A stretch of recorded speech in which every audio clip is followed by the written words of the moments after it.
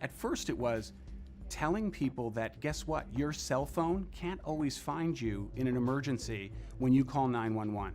911 dispatchers don't know where you are, even though Uber and Domino's know where you are. How is it that an app on your phone can summon a car right here to 55 Wall Street, but you call 911 and it might even go across the Hudson to Jersey City and they're looking for you in the wrong state? What lane? 4-way? Upper Beachville, 30188. You can't find the address? No, we've got everybody out there looking for it. 29 minutes after Chanel called 911, Cherokee County firefighters pulled her unconscious from the sunken SUV. They found her too late to save her life.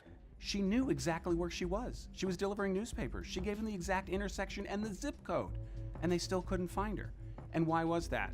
Because she had reached the wrong 911 center. She was 150 yards from the next county.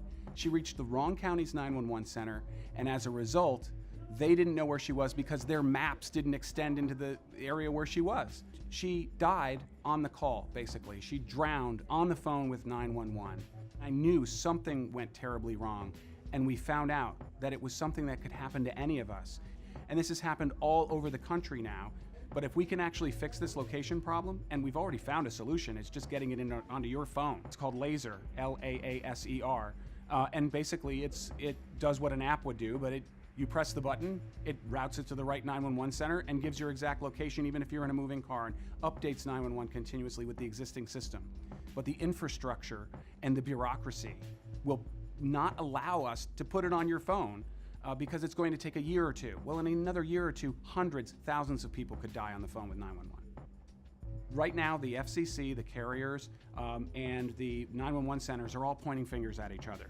No, it's the 911 center's fault. No, it's the phone carrier's fault. They have to do it. No, the government should fix it. Well, guess what? It turns out it takes all three of them. It takes all three legs of the stool: the FCC, the carriers, and the 911 centers.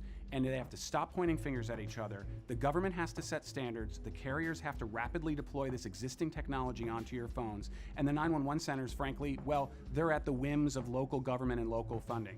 In Georgia, we found out that the governor of the state of Georgia was required by law, mandated, shall appoint members to a standing 911 advisory committee, and he hadn't done so for years. The committee hadn't met for years because the governor hadn't even followed the law of the state of Georgia.